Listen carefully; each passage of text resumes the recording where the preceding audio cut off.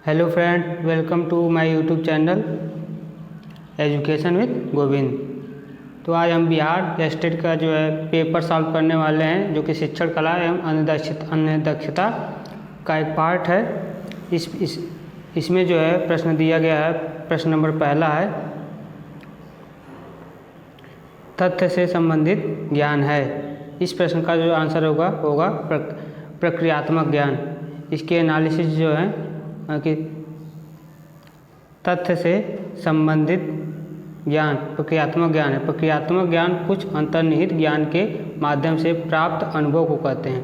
प्रक्रियात्मक ज्ञान का एक लाभ यह भी है कि इसमें अधिक इंद्रियां शामिल हो सकती है, जैसे कि व्यवहारिक अनुभव, समस्याओं को हल करने का अभ्यास, किसी विशिष्ट समाधान की समस्याओं की समझ आदि। इस प्रकार प्रक्रियात्मक ज्ञान अक्सर सिद्धांत तथा तथ्यों को जो है ग्रहण करती है। अगला प्रश्न है,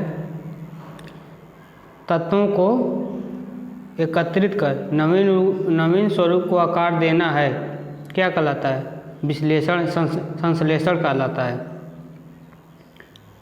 इसमें दिया गया है, तत्वों को एकत्रित कर नवीन स्वरूप को आकार देने की प्रक्रिया जो है संश्लेषण कहलाती है। इसके अंतर्गत सभी तत्वों और भागों को एकत्रित करके नवीन ढांचा तैयार किया जाता है। इसमें छात्र ज्ञान तथा बोध के आकार पर सृजनात्मक योग्यताओं का उपयोग करते हुए नवीन प्रत्यय या फिर वस्तुओं का निर्माण करता है। इसमें एकीकरण एवं संपूर्णता पर विशेष बल देते हुए छात्र की सूझबूझ और सृजनशीलता को विकसित करने पर ध्यान दिया जाता है, जैसे कि निष्कर्ष निकालना, सामान्यीकरण करना, सारांशीकरण करना, नवीन योजनाएं बनाना इत्यादि। अगला प्रश्न है, इनमें से एक सामाजिक कौशल सहयोगी कार्य योजना से विकसित नहीं होती है। वो है ऑप्शन नंबर डी, प्रोत्साहन।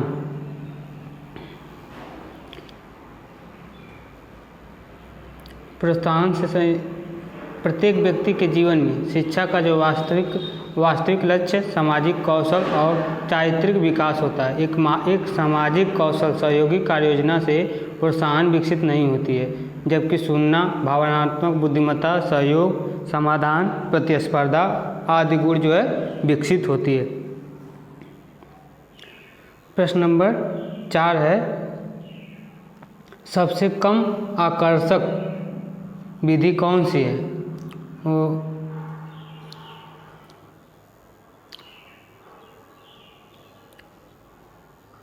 वो होगी संगोष्ठी विधि। सबसे जो है कम आकर्षक शिक्षण विधि है। संगोष्ठी विधि एक प्रकार की चर्चा विधि है। यह विधि तथ्यों के विश्लेषण और एकीकरण के लिए छात्रों की चिंतन प्रक्रिया को उत्तेजित करती है और उनके विचारों और तथ्यों को स्पष्ट और धारा प्रवाह के रूप में प्रस्तुत करने की उनकी क्षमताओं को विकसित करने में भी मदद करती है। प्रश्न नंबर 5 है, शिक्षण विधि जो कि शिक्षार्थियों को वास्तविक समस्या में शामिल करता है, वो जो है सूत्रलेख कहलाता है। सूत्रलेख में जो है सूत्रलेख वह शिक्षण विधि है जो शिक्षार्थियों को वास्तविक समस्या में शामिल करता है। सूत्रलेख का अर्थ है सुने हुए को लिखना या फिर सुनकर लिखना होता है, जिसे इमला भी कहते हैं। इससे सुनकर लिखने की कुशलता का भी विकास होता है। सूत्रलेख लेखन कौशल को विकसित करने का साधन है, परंतु इसकी समस्या से श्रवण कौशल को भी विकसित किया जा सकता है। अगला प्रश्न है, शिक्षार्थी निष्क्रिय रहते हैं किस विधि में? इसके जो इस प्रश्न का जो सही आंसर होगा व्याख्यान विधि। व्याख्यान विधि में शिक्षार्थी हमेशा निष्क्रिय रहते हैं। व्याख्यान विधि शिक्षण में सबसे अधिक प्रयोग की जाने वाली विधियों में से एक है। यह शिक्षण की एक विधि है। व्याख्यान विधि एक शिक्षक केंद्रित विधि है, जिसमें शिक्षक विभिन्न विषयों पर व्याख्यान देता है। इस विधि में शिक्षक एक सक्रिय भागीदार है, छात्र निष्क्रिय श्रोता होता है। आमतौर पर शिक्षक द्वारा व्याख्यान के दौरान छात्र शिक्षक के साथ बातचीत जो है नहीं करते हैं।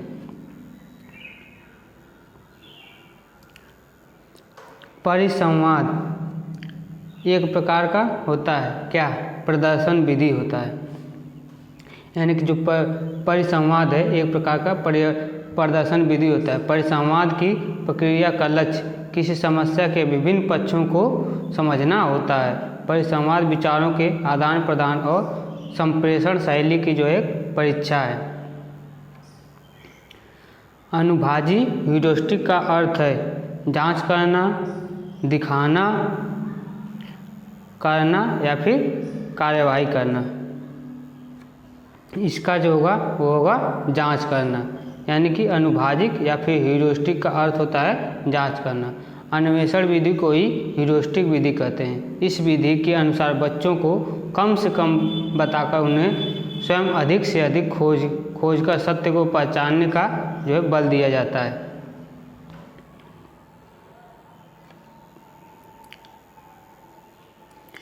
अगला प्रश्न है खेल एक स्वाभाविक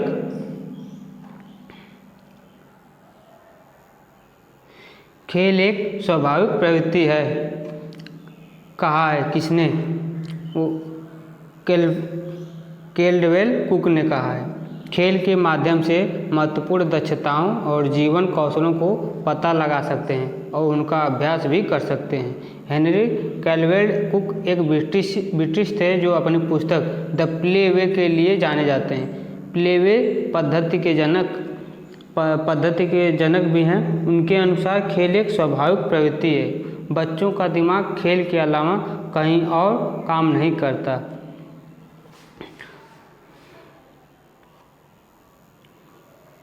प्रश्न नंबर 10 है भ्रमण विधि विकसित करता है। कहाँ पर? भ्रमण विधि जो है विकसित करता है प्रत्यक्ष ज्ञान पर।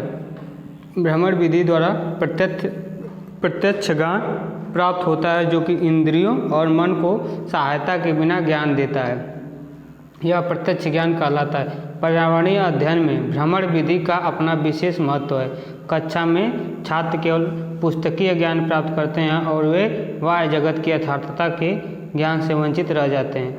इस दोष को दूर करने के लिए ही आजकल भ्रमण को एक विशेष विधि के रूप में प्रमुख स्थान दिया जाता है। अगला प्रश्न है विषय वस्तु निर्धारित करता है शिक्षक की मनोवृत्ति पर। विषय वस्तु शिक्षक की मनोवृत्ति को ही निर्धारित करता है। विषय वस्तु का निर्माण करते समय सामान्यतः शिक्षक शिक्षार्थियों से संबंधित मनोवैज्ञानिक, दार्शनिक, सामाजिक एवं राष्ट्रीय दृष्टिकोण को ध्यान में रखना आवश्यक है। पाठ्यचर्या के उद्देश्यों की प्राप्ति में विषय वस्तु एक साधन के रूप में कार्य करता है, अतः जो विषय वस्तु है पाठ्यचर्या विकसित का एक महत्वपूर्ण अंग भी माना जाता है। अगला प्रश्न है शिक्षार्थी केंद्रित विधि है कि कौन सी? आगमन विधि। आगमन विधि शिक्षा के केंद्रित विधि से ही संबंधित है। यह एक मनोवैज्ञानिक विधि है जिसमें विशिष्ट अनुभव और उदाहरणों के माध्यम से सामान्य नियमों का निर्माण किया जाता है। इसके द्वारा छात्र अधिक सक्रिय होकर सरल संप्रत्ययों के सहायता से नवीन ज्ञान का संचार करते हैं। प्रश्न नंबर 13 है पारंपरिक शिक्षण है निगमन, सम्मिश्रित, खेल आधारित या फिर प्रतियोगात्मक? तो है खेल आधारित। छात्रों को विषय वस्तु को बेहतर ढंग से समझने में मदद करने के लिए मज़ेदार गतिविधियों और खेलों का उपयोग किया जाता है। किंडरगार्टन की अवधारणा के पीछे मूल उद्देश्य बच्चों को खेल में पढ़ाना है। यह पारंपरिक शिक्षण विधियों में खेल आधारित शिक्षण गतिविधियों को एकत्रित करने के कई तरीके हैं। उद्देश्य जानने से शिक्षकों और छात्रों दोनों के लिए ही कार्य करना आसान हो जाता है। अगला प्रश्न है सामान्य से विशिष्ट उपागम जो है निगमन कहलाता है। निगमन सिद्धांत में सामान्य से विशिष्ट का प्रयोग किया जाता है। यह सार्वभौमिक से व्यक्तिगत तथा किन्हीं आधार वाक्यों से उनकी अनिवार्य विशेषताओं को तर्क के आधार पर निकालने की ये जो है एक प्रक्रिया होती है। शिक्षक केंद्रित शिक्षण है वह सत्तावादी। शिक्षक का सत्तावादी स्तर केंद्रित होता है, जबकि शिक्षण का प्रजातंत्र स्तर छात्र केंद्रित होता है। अगला प्रश्न है, माप में पहला चरण है वह क्या मापना है, इसका निर्णय। माप में पहला चरण क्या मापना है, इसका निर्णय करना ही पहला चरण। स्मिथ स्टेवेंस के मापन के जो है 4 स्तर बताए हैं, जिसमें पहला है नामिक मापक, क्रमिक मापक, अंतराल मापक और चौथा अनुपात मापक। इन श्रेणियों का जो प्रयोग शोध कार्यों में ही होता है। अगला प्रश्न है, निम्नलिखित में किसकी गुंजाइश सबसे कम है, वो है परीक्षण।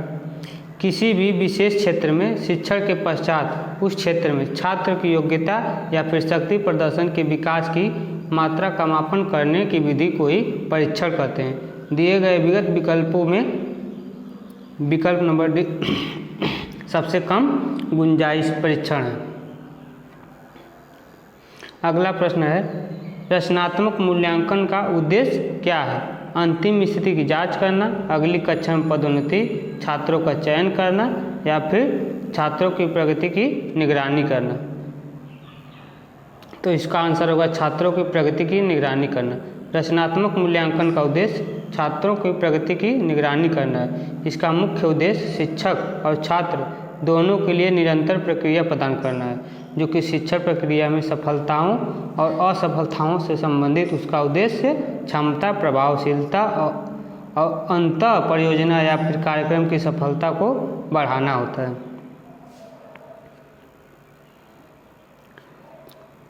अगला प्रश्न है, निम्नलिखित में से सही क्रम है। परीक्षण, मापन, आकलन या आकलन मूल्यांकन, यही सही है।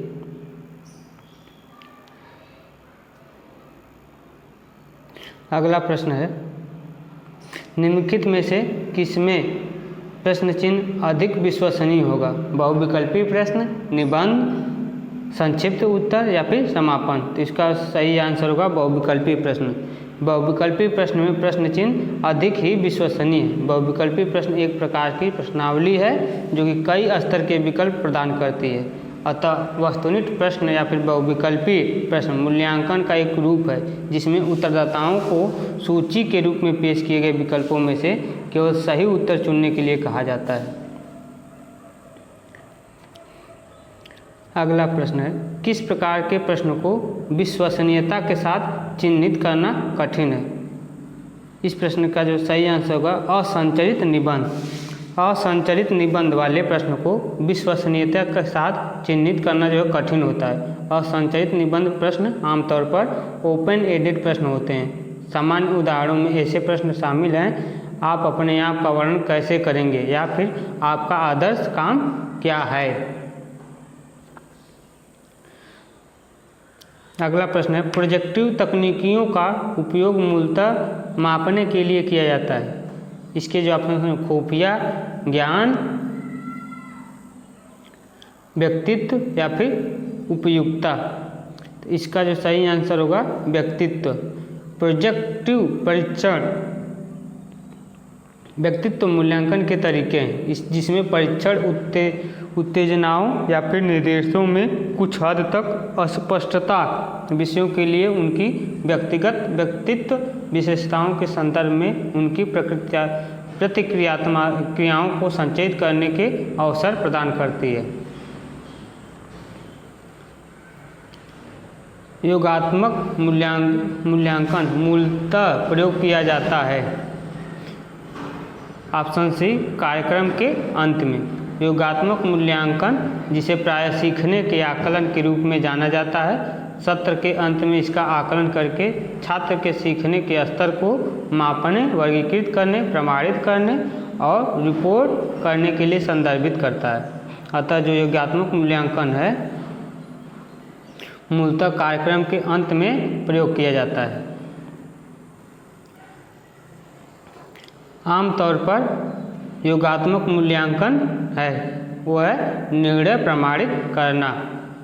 योगात्मक मूल्यांकन का उद्देश्य कार्य की एक विशेष इकाई के अंत में प्रस्तुत विषय वस्तु की छात्रों की समझ को मापना है और यह अक्सर विषय के आधार पर ग्रेड या फिर प्रतिशत के साथ मापा जाता है, इसलिए यह संक्षारित परीक्षा। अतः आमतौर पर योगात्मक मूल्यांकन निर्णय प्रमाणित करना होता है।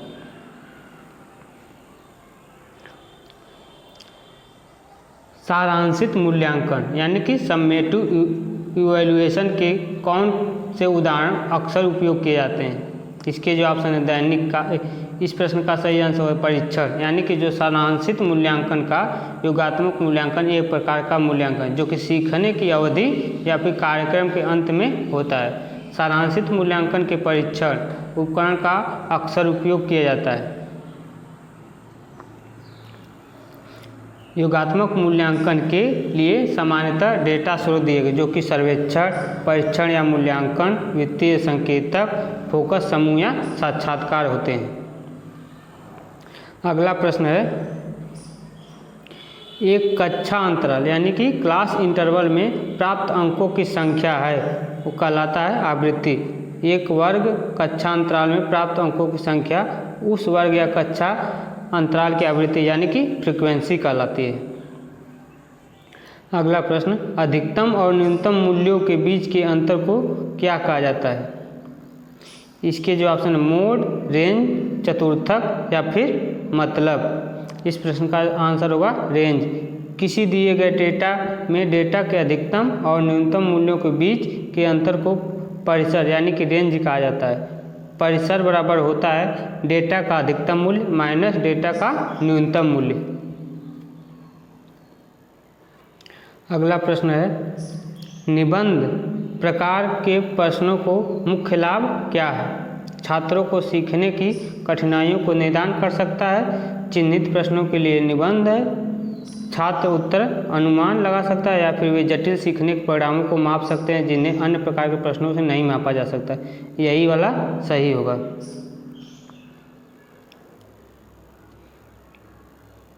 अगला प्रश्न है, सबसे व्यापक रूप से लागू परीक्षण आइटम कौन सा है?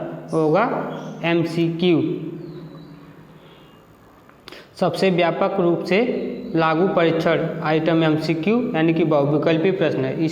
इसे आमतौर पर सबसे व्यापक रूप से लागू करने के अलावा सबसे उपयोगी प्रकार की वस्तुनिष्ठ परीक्षण के रूप में माना जाता है। इसका उपयोग सबसे महत्वपूर्ण स्टार्टअप यानी कि नतीजे ज्ञान समझ निर्णय और समस्या समाधान के लिए भी जाना जा सकता है।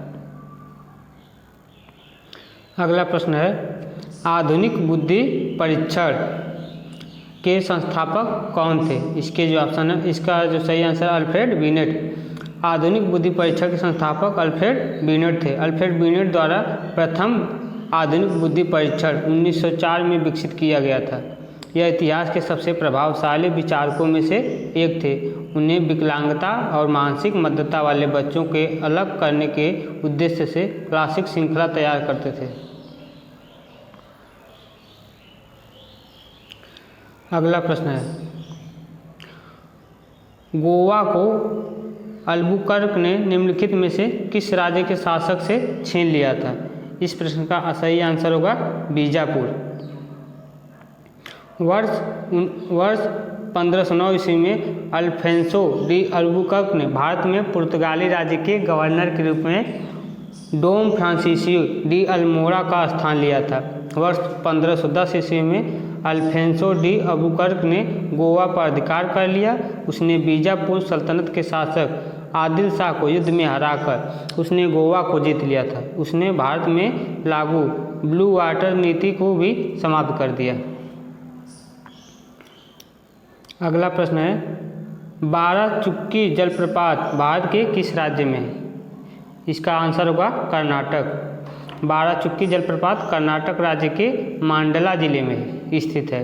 यह प्रसिद्ध शिवाना समुद्र जलप्रपात का भी एक हिस्सा है जो कि कर्नाटक राज्य के लोकप्रिय पर्यटन स्थलों में से एक है। 12 चुक्की जलप्रपात कावेरी नदी पर स्थित है और लगभग 69 मीटर ऊंचा भी है। अगला प्रश्न है, ब्राउन एटीएम स्वचालित टेलर मशीन के संदर्भ में निम्नलिखित में से कौन सा सही है? इसका जो ऑप्शन होगा, बैंकों द्वारा आउटसोर्स की गई एटीएम सेवा एंड ब्रांड प्रायोजक बैंक के तहत नामित एटीएम लेकिन एटीएम मशीन बैंक के स्वामित्व में नहीं है। अगला प्रश्न है, नमक सत्याग्रह के दौरान बिहार में लोगों ने नमक बनाने के अलावा किस कर का विरोध कर सरकार का विरोध किया था? इस प्रश्न का आंसर होगा चौकीदारी। नमक सत्याग्रह के दौरान बिहार में लोगों ने नमक बनाने के अलावा चौकीदारी का विरोध कर ब्रिटिश का विरोध किया था। चौकीदारी कर के खिलाफ अभियान सविनय अवज्ञा आंदोलन का हिस्सा था। यह कर गांव के चौकीदार की सेवा लेने के लिए गांव के लोगों पर लगाया जाता था, जो कि भारतीय गांव में पुलिस व्यवस्था की तरह ही था। अगला प्रश्न है, कौन सा राज्य दुनिया के सबसे बड़े ओपन एयर थिएटर धनु यात्रा उत्सव का आयोजन करता है? इसका जो सही आंसर होगा वो होगा उड़ीसा।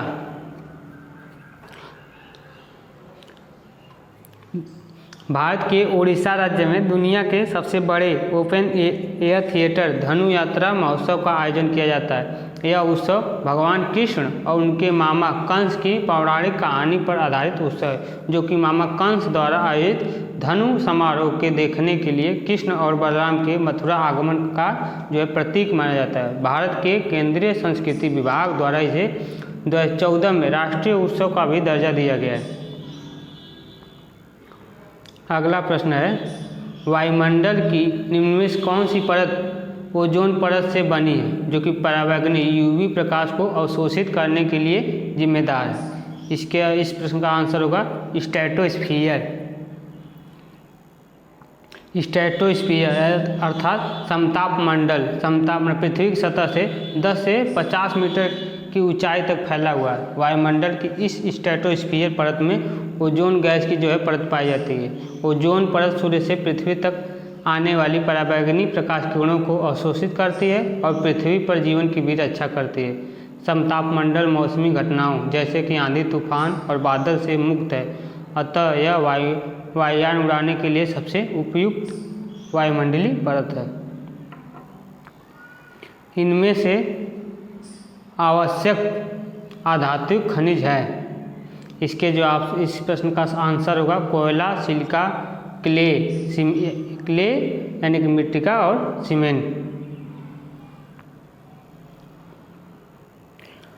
भारत के आदर्श रूप से वन विभाग के अनुमानित प्रतिशत कितना होना चाहिए? इसका आंसर होगा 33%। वन आरक्षण विशेष रूप से भूमि के उस क्षेत्र को संदर्भित करता है जिसे वन पारिस्थितिकी तंत्र के रूप में शामिल किया जाता है।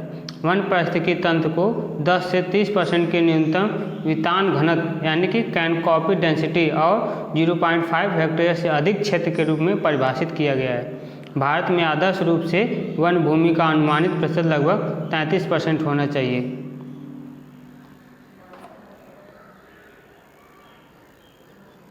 अगला प्रश्न है, एक पारिस्थितिकी तंत्र में आपस में जुड़ी हुई श्रृंखलाओं की एक विस्तृत संख्या एक साथ मिलकर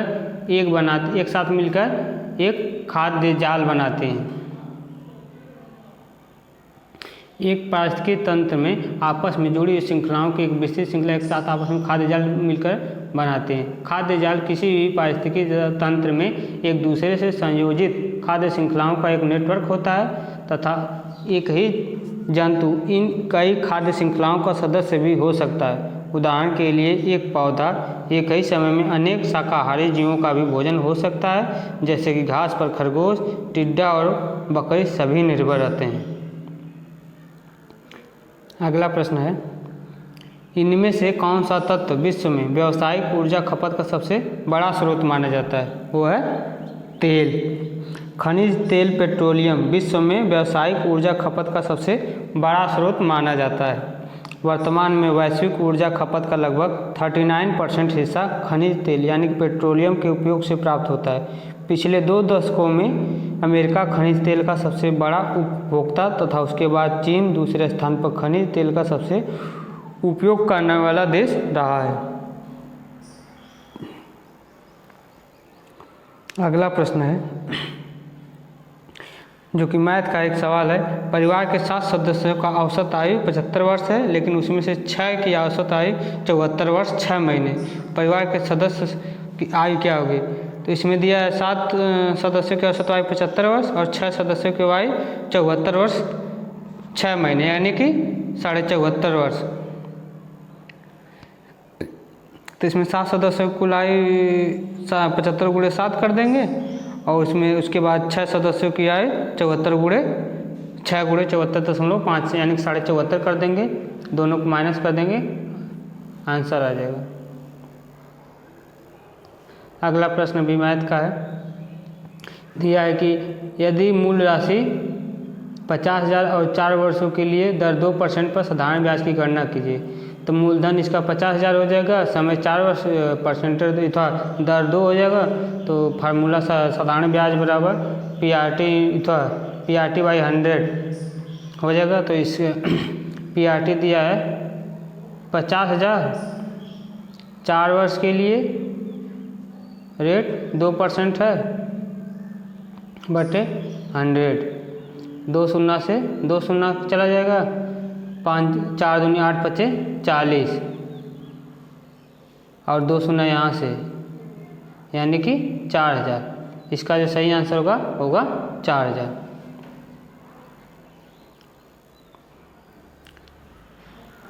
अब अगला प्रश्न है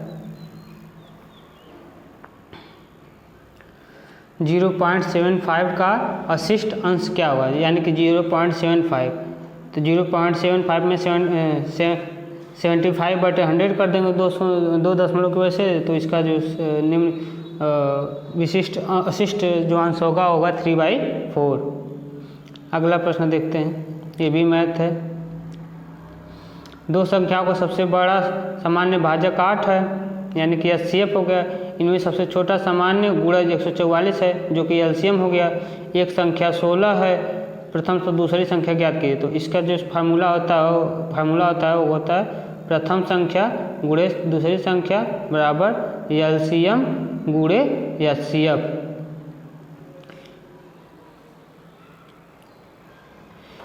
तो प्रथम संख्या जो है अथवा LCM 8 हो गया, गुणे 144 HCF हो गया, प्रथम संख्या 16 हो गया, दूसरी संख्या x हो गया। तो इसको काटेंगे 4 चौक को 16, 4 दूनी 8, 2 दूनी 4। तो 2 से इसको काट 2 सत्ते 14, 2 दूनी 4 यानी कि 72। इसका आंसर होगा 72। अगला प्रश्न है, एक इमारत की ऊंचाई और इमारत के पैर से एक बिंदु तक की दूरी 20% बढ़ जाती है। तो इमारत के शीर्ष पर ऊंचाई का कोण होगा। तो इसका सही है tan थीटा बराबर AC बाई AB निकाल लेंगे, आंसर हो जाएगा।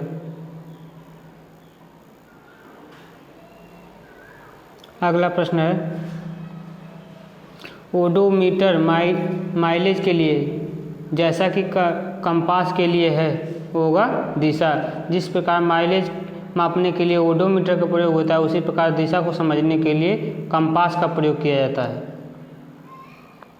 4 संख्याएं दी गई हैं, जिनमें से 3 किसी तरह संबंधित, एक भिन्न है। रीजनिंग का प्रश्न है जो कि इसका होगा आंसर नंबर 1 जो कि 91 एक भाज्य संख्या और सभी अभाज्य संख्याएं हैं। ये भी मैथ है, रीजनिंग है।